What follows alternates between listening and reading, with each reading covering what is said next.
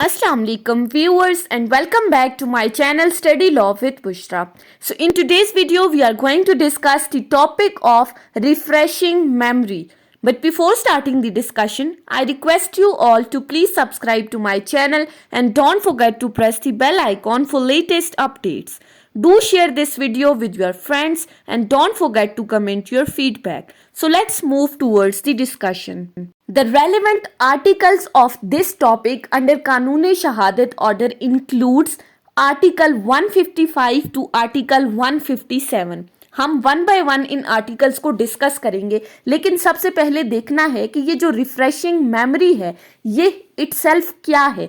So article 155 explain करता है refreshing memory को.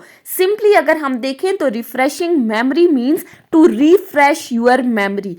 अब कौन अपनी मेमोरी को रिफ्रेश करेगा, या किसको रेफर किया जा रहा है? मीन्स टू से a witness can refresh his memory. एक विटनेस अपनी मेमोरी को रिफ्रेश कर सकता है. अब वो कब कर सकता है? सो आर्टिकल 155 स्टेट्स, क्लॉज 1 कहती है अ विटनेस में, एक विटनेस कर सकता है. मे का वर्ड यूज हुआ है, शेल नहीं है. वाइल अंडर एग्जामिनेशन, जब वो गवाही देने के लिए आया है, जब एक बंदा कोर्ट में शहादत देने के लिए आया है, तो वो witness can refresh his memory, वो अपनी मेमोरी को रिफ्रेश कर सकता है. अब कैसे रिफ्रेश कर सकता है? By referring to any writing made by himself at the time of transaction concerning which he is question. कि एक बंदा जो उसकी अपनी राइटिंग्स हैं, जो उसने एक चीज़ लिखी हुई है, उनको देखते हुए वो अपनी मेमोरी को रिफ्रेश कर सकता है उस ट्रांजैक्शन से मुतालिक जिससे के बारे में उससे सवाल किए जा रहे हैं. सो जब उसके सामने उसकी राइटिंग लाई जाती है, वो अपनी लिखाई को देखता है, तो उसको देखते हुए उसका माइंड फ्रेश हो जाता है, यानी उसको वो तमाम बातें याद आने लग जाती हैं जो उसने उस टाइम नोट डाउन की थी. अब फॉर एग्जांपल हमारे जो आईओज हैं, जो इन्वेस्टिगेटिंग ऑफिसर्स हैं, या जो डॉक्टर्स हैं, अब आईओज और डॉक्टर्स के पास एक केस तो नहीं होता, उनके पास तो डेली बेसिस पे डिफरेंट केसेस आते हैं. आईओज डिफरेंट केसेस की इन्वेस्टिगेशन करता है, इसी तरह डॉक्टर के पास डिफरेंट केसेस आते हैं और वो उनका मेडिकल एग्जामिनेशन करता है. तो वो इस चीज को नोट डाउन कर लेते हैं. जैसे आईओ जब इन्वेस्टिगेशन कर रहा होता है तो वो अपनी डेली डायरी के अंदर जिन जिन केसेस की उसने इन्वेस्टिगेशन की है वो उसको लिख लेता है. इसी तरह डॉक्टर जब किसी का मेडिकल एग्जामिनेशन करते हैं या किसी का पोस्टमार्टम कर रहे होते हैं तो उस वक्त भी वो उसकी प्रॉपर एक रिपोर्ट तैयार कर देते हैं. अब जब डेली बेसिस पे उनके पास डिफरेंट केसेस आते हैं तो उनको हर केस को फिंगर टिप्स पे तो याद नहीं होता कि किस केस के फैक्ट्स क्या हैं, किस केस में क्या हुआ था. तो इसी तरह जब वो कोर्ट में गवाही देने के लिए आते हैं और जब उनके सामने उनकी वो राइटिंग्स लाई जाती हैं, वो डॉक्यूमेंट उनको दिखाया जाता है, तो तब उस डॉक्यूमेंट को देखने के बाद उनकी मेमोरी रिफ्रेश हो जाती है और फिर उन्हें याद आ जाता है कि किस फैक्ट में उन्होंने क्या क्या चीज मेंशन की थी, क्या क्या चीज लिखी. फिर यही क्लॉज आगे क्या कहती है? और so soon afterwards that the court consider that transaction was at the time fresh in his memory. और कोर्ट को ये लगता है कि जिस वक्त ये ट्रांजैक्शन हुई थी उस वक्त इनकी मेमोरी बिल्कुल फ्रेश थी. उसके बाद क्लॉज 2 की तरफ आ जाते हैं. क्लॉज 2 कहता है the witness may also refer to any writing made by any other person. पहली बात, उसकी अपनी राइटिंग से वो अपनी मेमोरी को रिफ्रेश कर सकता है. दूसरी बात कि किसी और बंदे की राइटिंग से भी वो अपनी मेमोरी को रिफ्रेश कर सकता है. अब किसी और बंदे की लिखाई से उसकी मेमोरी किस तरह से रिफ्रेश होगी? मीन्स टू से फिर आगे कहा गया है कि जिस वक्त दूसरे बंदे ने वो चीज नोट डाउन की थी उस वक्त इस विटनेस ने वो नोट डाउन की हुई चीज पढ़ी थी. यानी कि जब वो तैयार कर रहा था, तैयार करने के बाद इस विटनेस ने पढ़ी थी और उसके बाद अब जब उसके सामने वो डॉक्यूमेंट लाया जा रहा है तो उसके फैक्ट्स एंड फिगर्स को देखते हुए उसको याद आ जाता है कि फलां बंदे ने उस वक्त क्या लिखा था, क्योंकि उसके लिखने के बाद उसने वो चीज पढ़ ली थी.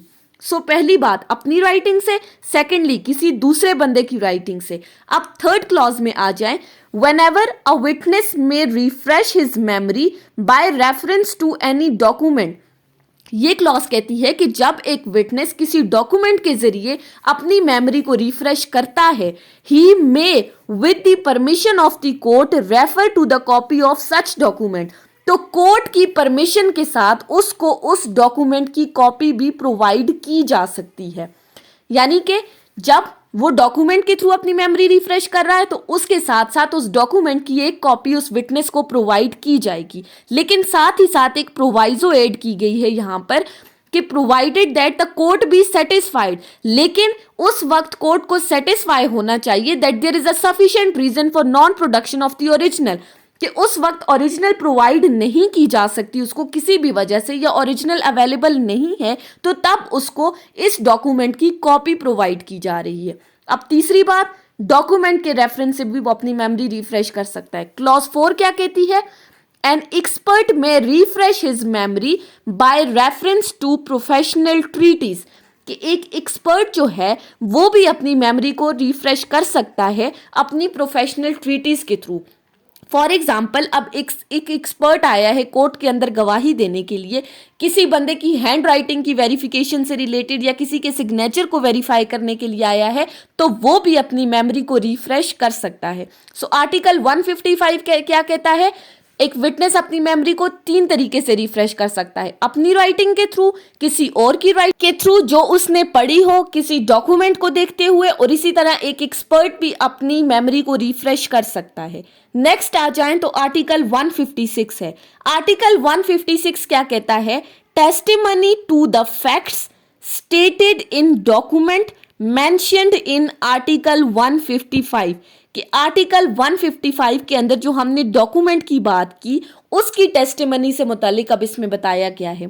सो article 156 states a witness may also testify to the facts mentioned in any such document as is mentioned in article 155, कि एक विटनेस जब गवाही देने के लिए आया है किसी डॉक्यूमेंट के थ्रू, वो अपनी मेमोरी रिफ्रेश कर रहा है, वो डॉक्यूमेंट जो हमने आर्टिकल 155 में जिसकी बात की, तो तब although he has no specific recollection of the facts themselves, तो जब उसने वो डॉक्यूमेंट देखा है तो उस डॉक्यूमेंट का देखने के बाद भी उसको याद नहीं आ रहा कि जिस चीज से मुतल्लिक उससे सवाल किया जा रहा है उसको वो फैक्ट्स याद नहीं आ रहे, लेकिन if he is sure that the facts were correctly recorded in the document, लेकिन वो इस चीज पर श्योर है कि ये जो डॉक्यूमेंट है ये बिल्कुल करेक्ट है, यानी उसको डॉक्यूमेंट के फैक्ट्स याद नहीं है लेकिन वो कह रहा है कि इस डॉक्यूमेंट में जो बात लिखी हुई है वो बिल्कुल सही है। अब इसको हम इलिस्ट्रेशन से समझते हैं।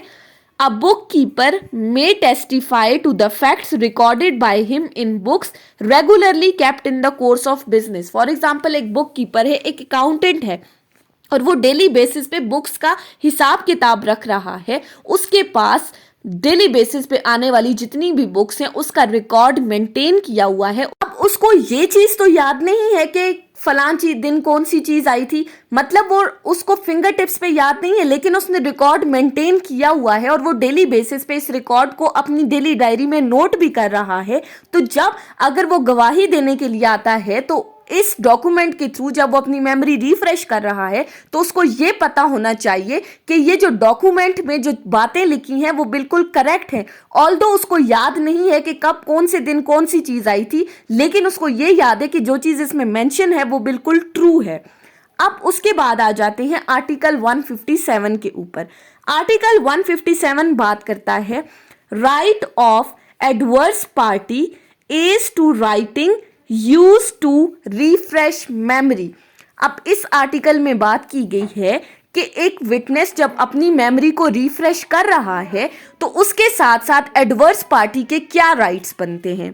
तो simply article 157 explains the rights of adverse party. Article 157 को अगर हम देखें तो आर्टिकल 157 कहता है any writing referred to under the provisions of two last preceding article must be produced and shown to adverse party if he requires it। कि हमने पिछले 2 सेक्शंस में जो बात की कि एक विटनेस कोर्ट के अंदर आता है और वो अपनी मेमोरी को रिफ्रेश करता है, वो अपनी राइटिंग्स के थ्रू या किसी डॉक्यूमेंट के थ्रू, तो ऐसी सूरत में एडवर्स पार्टी का ये राइट है कि उसको भी उस डॉक्यूमेंट की कॉपी प्रोवाइड की जाए जो डॉक्यूमेंट विटनेस को दिखाया जा रहा है अपनी मेमोरीज को रिफ्रेश करने के लिए। और साथ ही साथ अगर तो एडवर्स पार्टी चाहे then he can also cross-examine the witness thereupon. यानी कि अगर तो वो चाहे, एडवर्स पार्टी के पास ये राइट भी है कि अगर तो वो चाहे तो वो उस विटनेस पर जरा भी कर सकती है. तो आर्टिकल 157 के अकॉर्डिंग एडवर्स पार्टी का ये राइट है कि उसे डॉक्यूमेंट की कॉपी भी प्रोवाइड की जाए और साथ ही साथ अगर वो चाहे तो वो विटनेस को क्रॉस एग्जामिन भी कर सकती है, उस पर जरा कर सकती है.